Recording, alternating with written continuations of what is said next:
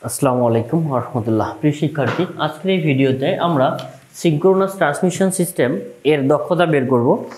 অর্থাৎ এটা তোমাদের হচ্ছে HSC ICT এর দ্বিতীয় অধ্যায় থেকে এই দুটো ম্যাথ থাকে, একটা হচ্ছে অ্যাসিনক্রোনাস আর একটা হচ্ছে সিনক্রোনাস। এর আগের ভিডিওতে আমি দেখিয়েছি কিভাবে একটা সিনক্রোনাস ট্রান্সমিশন সিস্টেমের জন্য তুমি এফিসিয়েন্সি বা দক্ষতাটা বের করতে পারবে, ধাপে ধাপে ব্যাখ্যা করেছি আমি ওটা। তোমরা ওই ভিডিওটা যদি না দেখে থাকো দেখে নিবা, আমি এটা ডেসক্রিপশনে দেওয়ার চেষ্টা করবো ইনশাআল্লাহ। আচ্ছা, এবার আমরা যেটা করব যে অ্যাসিনক্রোনাস ট্রান্সমিশনের দক্ষতা বলতে কি বোঝায় সেটা দেখি।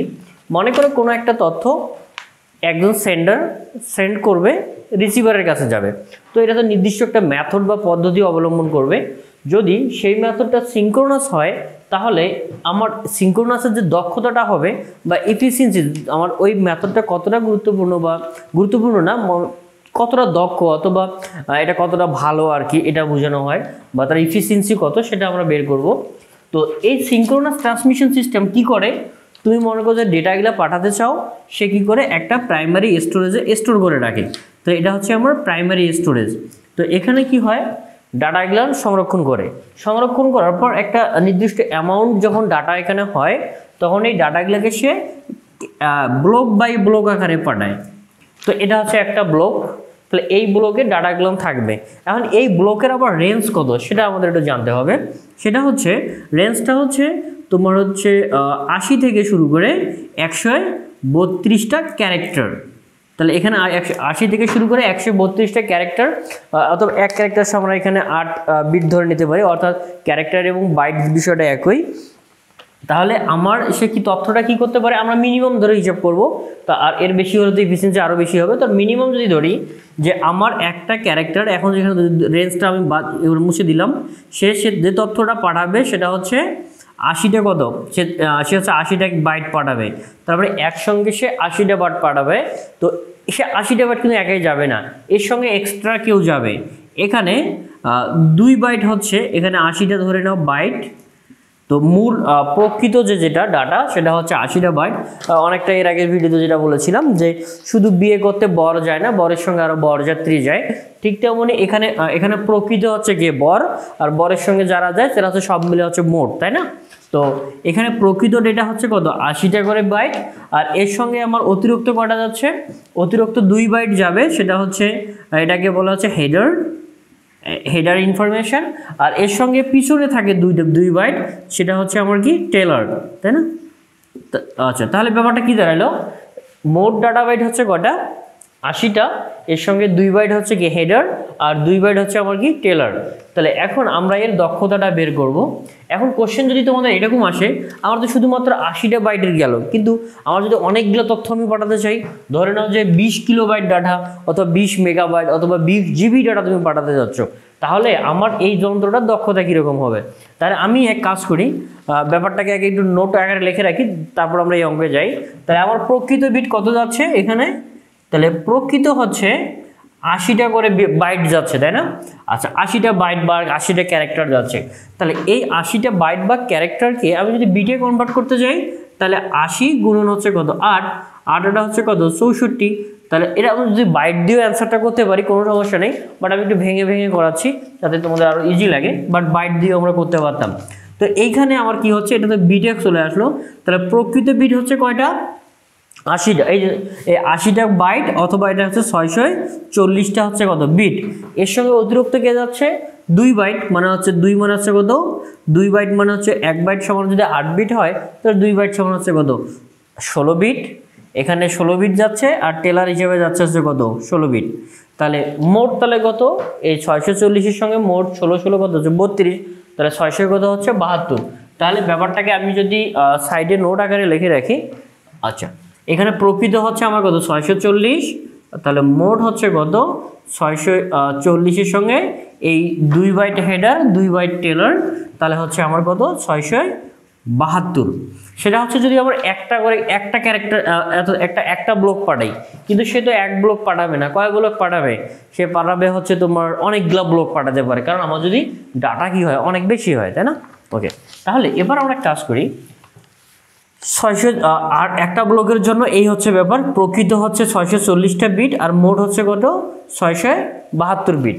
তাহলে এখন আমরা এই যে 640 কিলোবাইটের জন্য আমি এবার তথ্যটা বের করব, তার আমি এটা মুছে দিচ্ছি। তাহলে আমার এখন দুইটা জিনিস বের করতে হবে, সেটা হচ্ছে আমার এই যে 640টা কিলোবাইট রয়েছে এই তার এখানে মোট বিটটা বের করব, তারপর প্রকৃত বিট দ্বারা ভাগ করে 100 দ্বারা যদি গুণ করি তাহলে আমার দক্ষতা বের হবে। এটা তোমরা জানো যে ইফিসিয়েন্সি বের করার হচ্ছে এটাই সূত্র। তাহলে আমরা এক কাজ করি, এইখানে আমার প্রকৃত কত আছে সেটা একটু দেখি। তাহলে প্রকৃত বিট কত আছে 20 কিলোবাইট, এটাকে যদি 20 কিলো বিটে নিয়ে আসি তাহলে 20 গুণন 2, তাহলে হচ্ছে এটা হচ্ছে কিলো বিটে চলে 2 না সরি 8 আসবে, কারণ হচ্ছে 8 বাইট সমান হচ্ছে কত 1 বিট। তাহলে এই বাইটটাকে বিটে কনভার্ট করার জন্য 8 দ্বারা গুণ করব, তাহলে 160 হচ্ছে কিলো বিট। তাহলে এটাকে যদি 160কে যদি আমি কত দ্বারা গুণ করব 1000 দ্বারা গুণ করব, কারণ কিলো মানে হচ্ছে 1000 তোমরা জানো। তাহলে এটাকে এত বিটে আসলো, তাহলে এটা হচ্ছে 164 1,60,000 হচ্ছে আমার বিট। তাহলে 1,60,000 হচ্ছে আমার কি বিট প্রকৃতি বিট। অর্থাৎ তোমার পরীক্ষা মনে করো কোশ্চেন এসেছে যে 20 কিলোবাইট ডেটা ট্রান্সমিশন যদি আমি সিঙ্ক্রোনাসে করি তাহলে তার দক্ষতা কত হবে। তাহলে আমার এখানে 20 কিলোবাইট ডেটা আমি পাঠাবো, তাহলে 20 কিলোবাইট সমান হচ্ছে কত বিট, আমি বিটে কনভার্ট করলাম 1,60,000 হচ্ছে আমার বিট। তাহলে আমি এক কাজ করি, প্রকৃতটা তাহলে আমি একবার এখানে লিখে দিই, কত পেয়েছি আমরা প্রকৃত পেয়েছি 1,60,000। তাহলে এটা এখন মুছে দেই। তাহলে এখন মোট কীভাবে বের করা যায়, মোট বের করার অনেকগুলো উপায় রয়েছে, আমরা এর আগের ভিডিও তো যেভাবে বের করেছি অর্থাৎ ঐকিক নিয়ম দিয়ে সেভাবেই করব। তাহলে ব্যাপারটা এরকম হলো, প্রকৃত বিট কটা আছে, আচ্ছা এইখানে দেখি প্রকৃত বিট কটা ছিল আমার 640টা, তাই না। তাহলে 640টি হলে মোট কত, তাহলে মোট হচ্ছে কত পেয়েছিলাম, এই যে দুইটা হেডার এবং দুইটা টেলার অর্থাৎ 1632 মিলে কত হয়েছিল 672 মোট বিট হচ্ছে 672। আবার আমার ঐকিক নিয়ম অনুযায়ী যদি করি প্রকৃত বিট যদি আমার একটা হয় তাহলে মোট বিট কত হবে 672 বাই হচ্ছে কত আমরা 640, তাই না। আচ্ছা 640 দিলাম, এতটা বিট, তাই না। তাহলে এতটা হচ্ছে বিট, ওকে। তাহলে এবার প্রকৃত বিট যদি আমার কত হয় 1,60,000 হয়, তাহলে প্রকৃত বিট 1,60,000 যদি হয় তাহলে আমরা 1,60,000 যা কী হবে গুণ হবে, তাহলে 672 গুণন হচ্ছে 1,60,000 বাই হচ্ছে কত 640 ইন্টু গুণ করবো, সরি এটা আমার হচ্ছে ক্যালকুলেশনের ব্যাপার। তাহলে এতটা হচ্ছে আমার বিট।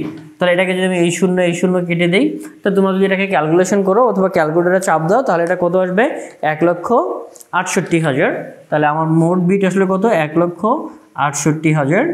তো এটা হচ্ছে আমার মোট, আর আমার প্রকৃত হচ্ছে বিট কত 1,60,000। তার মানে আমি যদি 20 কিলোবাইট ডেটা ট্রান্সমিট করতে যাই তাহলে আমার প্রকৃত বিট হবে কত 1,60,000। বাট ওই যে হেডার এবং টেলার এই যে সামনে 2 বাইট পিছনে 2 বাইট মিলে যেমন প্রকৃত যদি 640 হয় তাহলে মোট হবে 672, অনুরূপভাবে প্রকৃত যদি 1,60,000 হয় তাহলে মোট হবে কত 1,68,000। তাহলে এই যে আমার দক্ষতার যে সূত্রটা, এই সূত্রে আমরা এখন যে প্রকৃত বিট পেয়েছি এই যে এটা, আর মোট বিট পেয়েছি কোনটা এই যে এটা। তাহলে প্রকৃত বাই মোট ভাগ করে 100 দ্বারা এখন গুণ করলে আমাদের অ্যান্সারটা বের হয়ে যাবে। তাহলে আমি এটা মুছে দিচ্ছি। তাহলে এখন আমরা এটাকে মানটা বসাই দিই। তাহলে আমরা এফিসিয়েন্সি বা দক্ষতাকে এই যে ইটা দিয়ে প্রকাশ করা হয়, অনেকটা কাছাকাছি হয়েছে আর কি, বাট তোমার দক্ষতা ইউজ করতে পারো। তাহলে প্রকৃত হচ্ছে কত 1,60,000 বাই হচ্ছে 1,68,000 ইন্টু হচ্ছে 100, তাই না। এই শূন্য কেটে দিলাম, এইখানে একটা শূন্য কাটা যাবে কারণ এখানে 3টা শূন্য আছে। এটাকে যদি তুমি ক্যালকুলেশন করো তাহলে 94 সামথিং, অথবা এটাকে আমার লেখা যায় হচ্ছে 95%। তাহলে এইটা মানটা তোমরা অবশ্যই কষ্ট করে একটু মুখস্থ রাখবা, কারণ হচ্ছে এই মানটা হচ্ছে ফিক্সড। কারণ হচ্ছে যদি তুমি সিঙ্ক্রোনাসে যদি তুমি যে কোনো ডাটা পাঠাও না কেন, অর্থাৎ তুমি মনে করো এখানে 20 কিলোবাইট পাঠাইছো এই জন্য যে 95% পেয়েছো তেমন ব্যাপারটা এরকম না। তুমি যদি 2 MB পরিমাণ ডাটা পাঠাও সেক্ষেত্রেও 95% কেন হবে সেটা বলি। যে হারে তোমার প্রকৃত বিট বাড়তেছে ওই হারে কিন্তু মোট বিট বাড়তেছে। ব্যাপারটা এখানে দেখো, প্রকৃত বিট যখন 640 ছিল, মোট বিট হয়ে গেছে কত 672।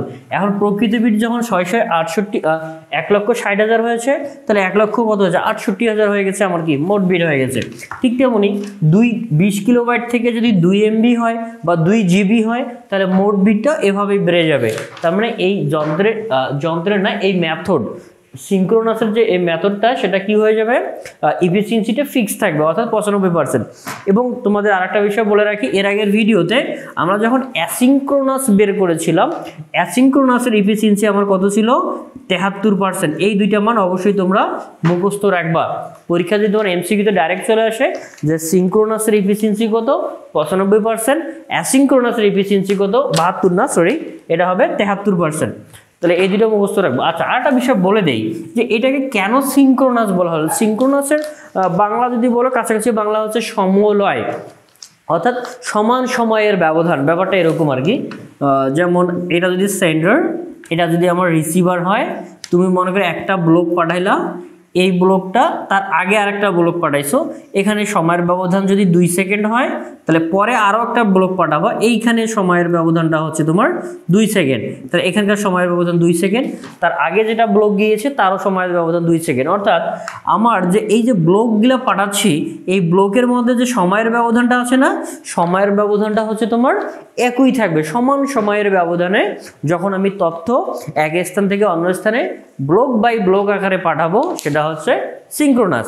আচ্ছা, এর আগে যখন আমি অ্যাসিনক্রোনাস বলেছিলাম, তখন আসলে বলতে ভুলে গিয়েছিলাম। অ্যাসিনক্রোনাস মানে অসমলয় বা সময়ের ব্যবধানটা সমান নয়। ব্যাপারটা এরকম, মনে করো তুমি এইখানে একটা ক্যারেক্টার পাঠাইছো, এই ক্যারেক্টারটা গিয়েছে হচ্ছে 20 সেকেন্ডে, আর পরে আর একটা ক্যারেক্টার পাঠাইছো, এই আগেরটার থেকে পরেরটার যে ব্যবধান সেটা আবার 12 সেকেন্ড, অথবা তার আগে একটা পাঠিয়েছো, সেটার মধ্যে সময়ের ব্যবধান হচ্ছে 2 সেকেন্ড। তাহলে এই যে একটা করে ক্যারেক্টারের মধ্যে সময়ের ব্যবধানটা যদি সমান থাকে বা সমলয় যেটাকে বলি, সময়ের ব্যবধান সমান থাকলে হবে সিনক্রোনাস, আর সময়ের ব্যবধানটা যদি সমান না থাকে তাহলে সেটা হয়ে যাবে অ্যাসিনক্রোনাস।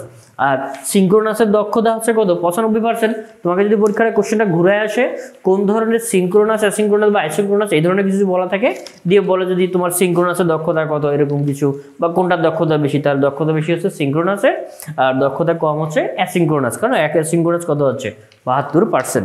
তাহলে এভাবে আমরা এই দুইটা জিনিস সিকিউ এবং এমসিকিউর ক্ষেত্রে এভাবে আমরা অ্যান্সার করতে পারবো। তো আশা করি তোমাদের আর এখানে সমস্যা থাকবে না এই দুইটা ম্যাথে।